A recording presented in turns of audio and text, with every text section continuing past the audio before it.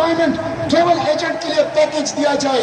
OPF overseas Pakistani foundation का fund overseas के ऊपर वो लगाया जाए। और मैं हुकूमत से मुतालबा करता हूँ, पेट्रोल की किल्लत नहीं है, पेट्रोल की किल्लत हुकूमत ने बनाई है ताकि आवाम को लूटे। हुकूमत पेट्रोल माफिया बन चुकी है। आटे की कोई किल्लत नहीं है, आटे की किल्लत हुकूमत ने मसनूई तौर पर बनाई है ताकि आवाम को लूटे। ये आटा माफिया है, पेट्रोल माफिया है, शुगर माफिया है। इस माफिया ने आवाम की जिंदगी अजीरन कर दी है। पाकिस्तान का बजट IMF बना रहा है। इस हुकूमत ने पाकिस्तान की आजादी और खुद मुख्तारी को गिरवी रखा है।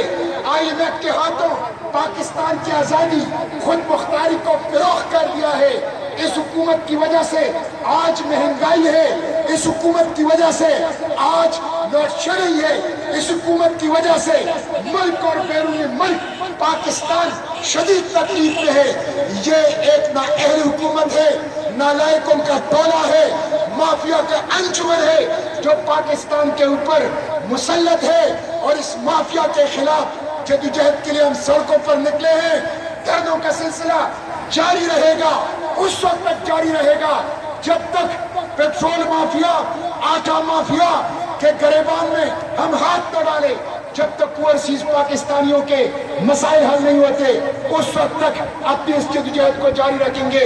मैं हुक्मरानों से कहता हूँ, डरो उस दिन से, डरो उस दिन से, खौफ का उस दिन से जब आवाम का खेज और गजब का पैमाना लबरेज हो जाएगा।